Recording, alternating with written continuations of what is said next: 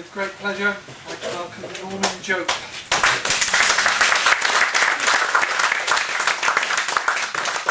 Okay. Thanks for organising this. Cheers. Yeah, I'm going to try and skew the mic as well. Can you hear me at the back? Yeah, not a problem. Okay. Right. I thought it would be a nice idea to try and read from some of the magazines as a celebration of being published in Tears of the Fence over 20 years or so? 20 plus years, yeah. Absolutely. So, yeah. You know, massive credit to Dave for keeping it going and, you know,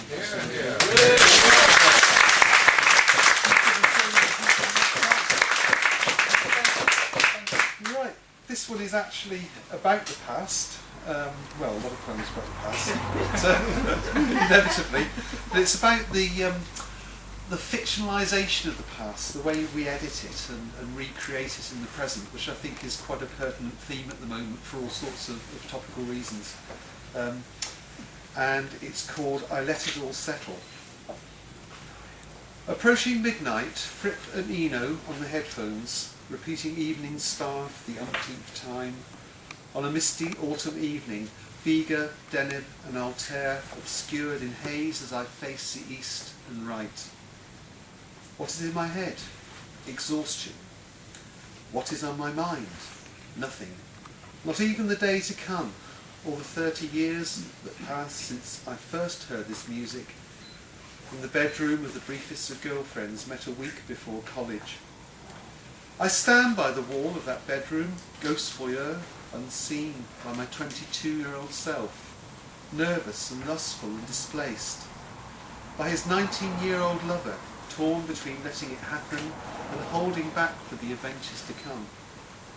I blush, but even my blush is invisible to them as they strip half naked, and what I see likewise is as if in fog, the outlines vague, the shape of her body a blur. What is in my memory, and what can be done with all that data, all that biography, the good and the bad alike? It amounts to here, to this cloud of neurons that cavorts in the space between headphones, the assemblage of a self. And what happened didn't happen. It's intangible. The bodies get dressed, and I believe I saw her, 18 years later, in a corridor, a stranger who I could see tomorrow, not even recognise, just sense a connection under my breath.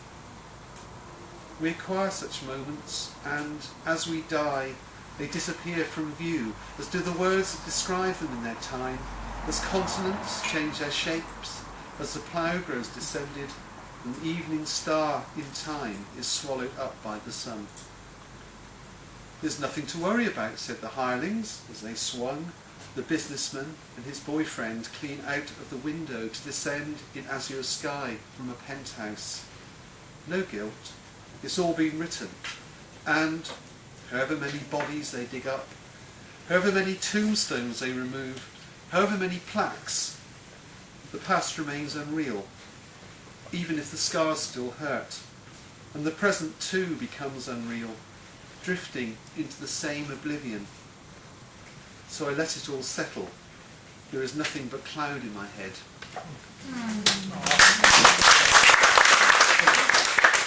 That was from the most recent issue, a couple from number 58 now. The line in that piece about there's nothing to worry about, said the hirelings. Any idea where that came from? Man Who Fell to Earth? The film?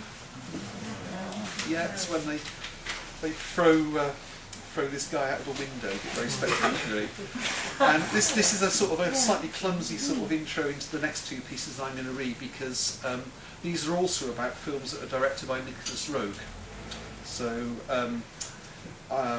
you've got obviously Man Who Fell to Earth was a Roeg film starring David Bowie in 1976, and this is Chas in Barnstable.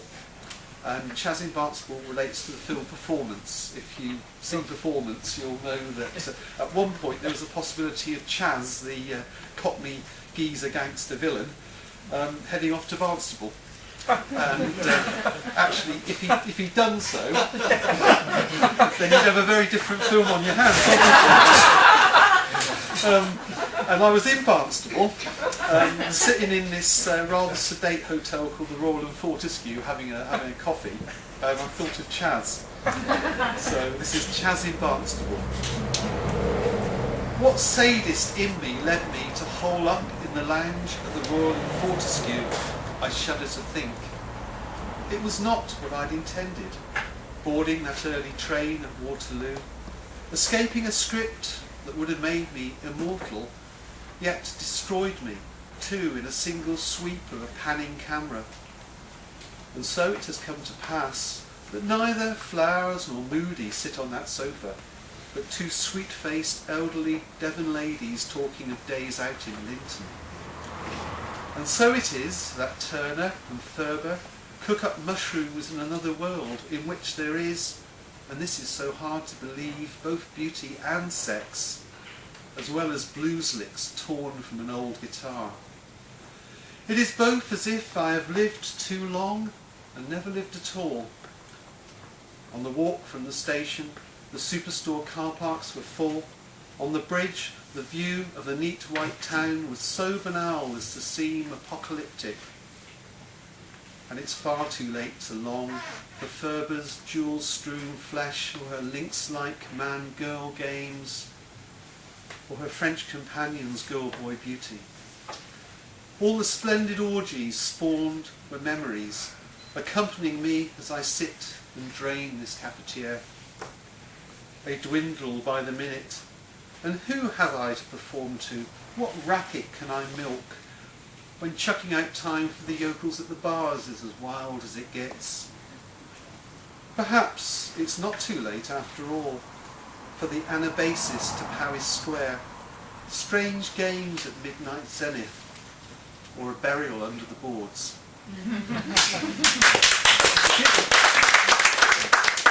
Another great Nicholas Roeg film, In a Land of Lost. This is Walkabout, and the piece is entitled In a Land of Lost Content, and actually that relates to the end of the film where they actually voice over the Houseman poem. Where does it go? It's actually where. It's Blue Remembered Hills. Blue Remembered Dennis Hills. Potter used it. That's right, yeah. So this is the land of lost content, basically. Walkabout. Mermaid in a rock pool. Her elocutions under threat from the orange earth. The ultraviolet sky. The constellations vivid in their desert phantasmagoria, and the buttocks of that lad who walks through a land he knows as a trail to manhood. A trail that will turn him into a ghost, and fly-blown meat on a rope.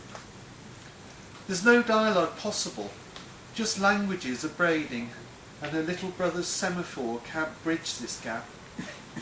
So, at night, he leaves them, and on a hill whose dreamtime myth he knows as his own skin, he meditates, aligning himself to the songline he will never complete, because, quite naturally, she is scared and protective of her maidenhead, a pearl of great price, too great to be dropped in this terra nullis. So he dies at the end of his broken, wide-eyed, pointillist rock star dance, and she returns to chopping board, to cigarette smoke and a suit's embrace. The shock of the film is precisely this, that we are not shocked, that we knew it would come to pass. We watch the meat being chopped, the mermaid re-robe, the neophyte botch the job, the camera drink it in so coolly, and at the end the stone flung into the mine that just keeps falling, and we have no answer to this, no answer at all that is not banal. So we settle for a blaze of beauty, charmed to silence by its orange indifference.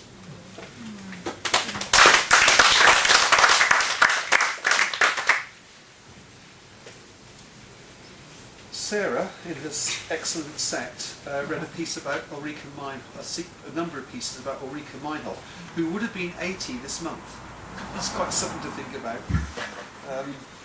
But this is also a piece that relates to the Red Army faction, and the other stuff that was going on at the time in Germany, which particularly interests me, which is the music that was being made.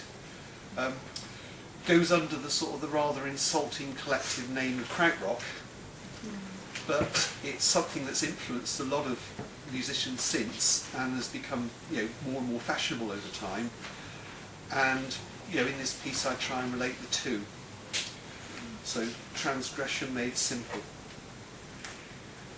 On a night like this, they planted a bomb in a store, then read the headlines. Glass flew into the street, but no one was hurt. Sometimes this was not the case, but they still read the headlines. When shots were fired, they still read the headlines, or turned on the news to observe their handiwork, harsh steps in the direction of a better and fairer world, a world that would be more just. And they were thrilled by the headlines they had made, by slogans on screen, the evidence of siege, and disguised walked through the streets as outlaws, to admire on posters their undisguised selves. As Can and Faust and the Cosmic Jokers, Amundul II and Guru Guru, Tangerine Dream and Noi and a myriad others banged and plucked and shouted and sang in pursuit of a better world, a world that would be more just in a way that was shown, not said. The outlaws perished in shootouts or in cells or under the weight of years, and their sons and daughters abandoned the struggle. But the music, unabandoned, continues to explode in the colours of that world, without blame or harm, and occasionally makes small headlines. Actually, following on from that one, I'm going to read a piece from a sister magazine to Tears and Offensive anyway, Shearsman. Strongly recommended, and it also relates to the German subject matter, and it's called Ice on the Stylus, and it's a tribute to an album by the band Amundul II called Yeti. Not Wolf City? Wolf City was a later one actually, but almost as good. But Yeti's this kind of completely kind of wild improvisation that goes on for about half an hour. We're talking 1970 here, and what I've been doing, a lot of my recent work is trying to reach back to those times and to see what was going on there and why it's not going on now really, because I think we've lost something. Yeah, sort of this is really an attempt to sort of capture that music in words, if such things are possible. Ice on the Stylus. On the K2 or Dachstein, a peppermint snow-cool intro heralds a masculine shape with fur the colour of silver you need crampons to dig. In a Munich studio, they case each other's joints, those wary musicians, as the raga begins to move from Ganges to Kailas and Schwabing to the methane sheen of Triton. His antinomy shadows cast across night as taxis growl offset, as Andreas and Gudrun skulk in myths of divine retribution, expressed in broken glass and an equally jagged glamour fix.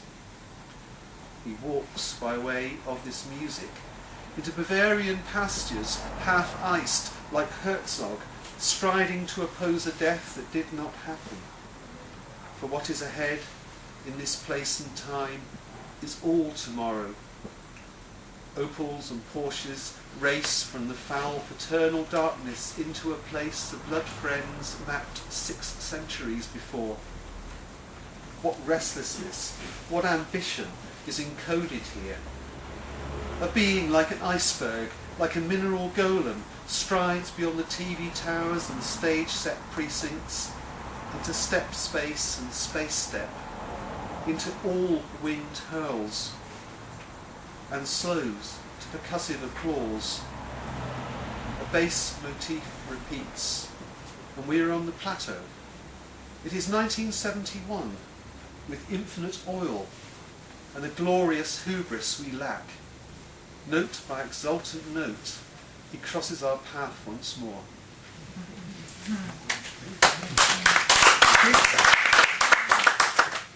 Right, I'm going to, this is a poem from a similar time and place, time rather, but not from a similar place. This is Hic Ek Nunc, which is a short piece about rather strange and magnificent album from 1971 called 666 by Aphrodite's Child.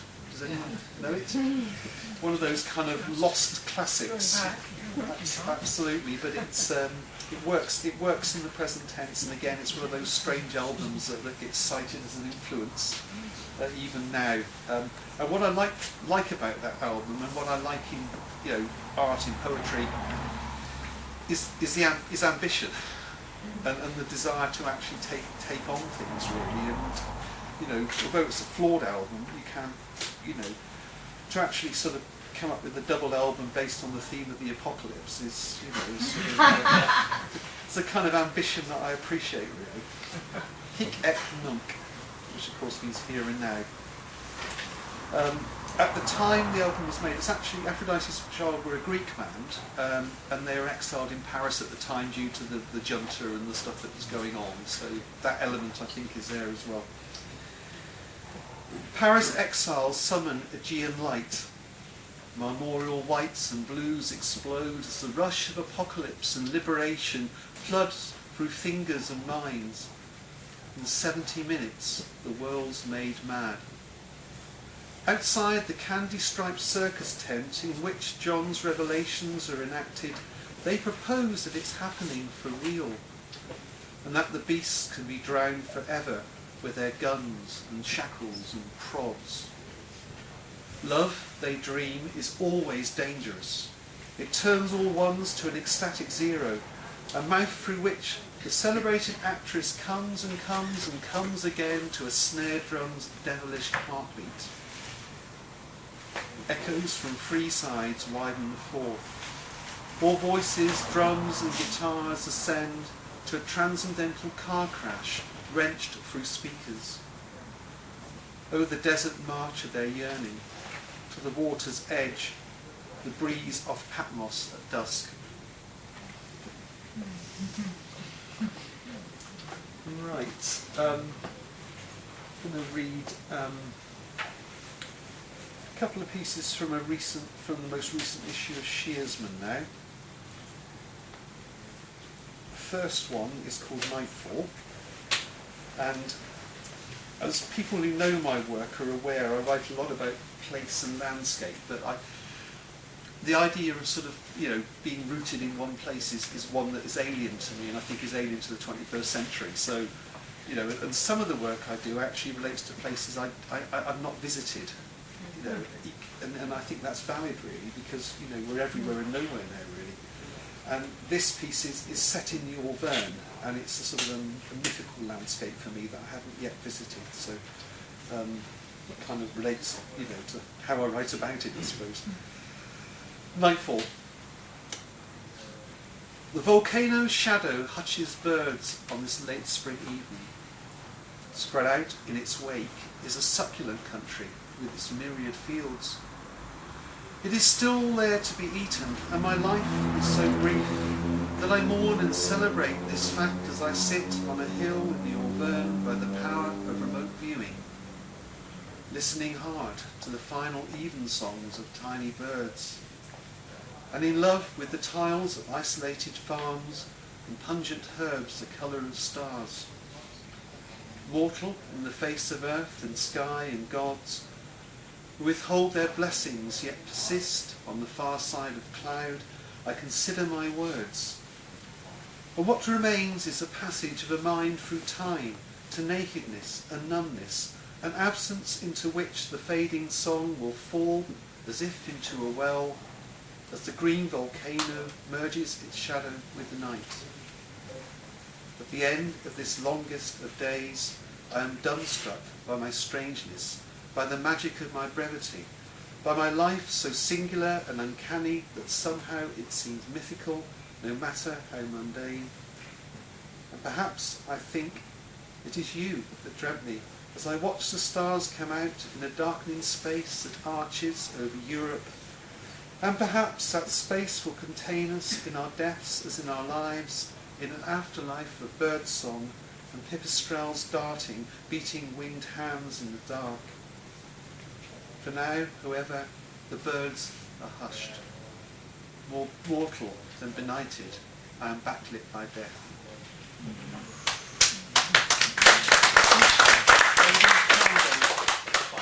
No, looking.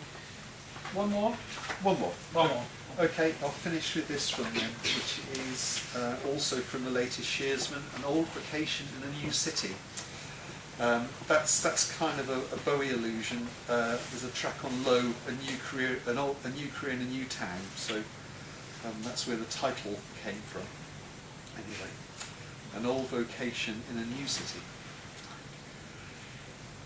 He sees himself stepping out at ease with the crowds at the entrance, past the snack stands and news stalls, delving into the metro, heading for the centre, as if there were ever such a thing on a spherical world.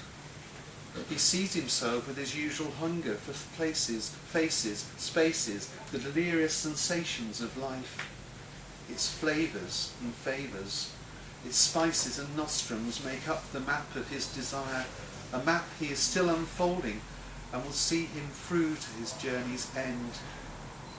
There are too many cities, too many feasts, and too many loves for a single life. He loves it all, including all that he hates, precisely because it will desert him, or he unwillingly desert it.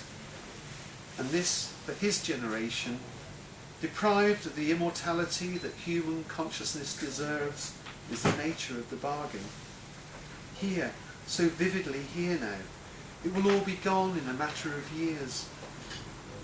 And he can only shrug at that as he sits at a pavement cafe, planning the day ahead, if not in too much detail, as the coffee cools to an ideal temperature, and the world accepts him as death on this day does not.